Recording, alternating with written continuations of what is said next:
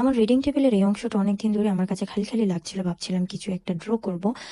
হঠাৎ করে আমার মাথায় আসলো যে আমার ইউটিউবের লোগোটাই এখানে ড্র করতে পারি, যেই বাবা সেই কাজ। আমি তখন পুরোটাকে ব্যাক পেইন্ট করে নিলাম, কারণ আমার লোগোর ব্যাকগ্রাউন্ডটা ব্ল্যাক।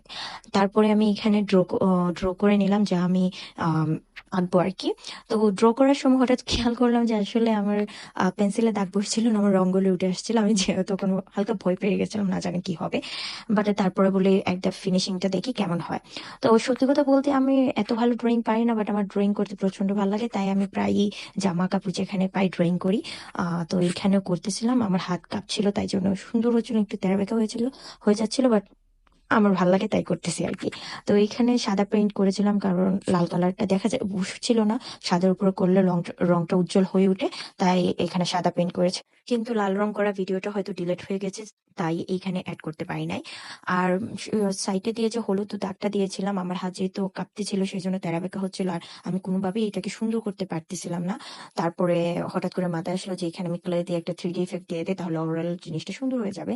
তো তাই আমি এখানে ক্লে দিয়ে একটা 3D ইফেক্ট দিয়ে দিয়েছি।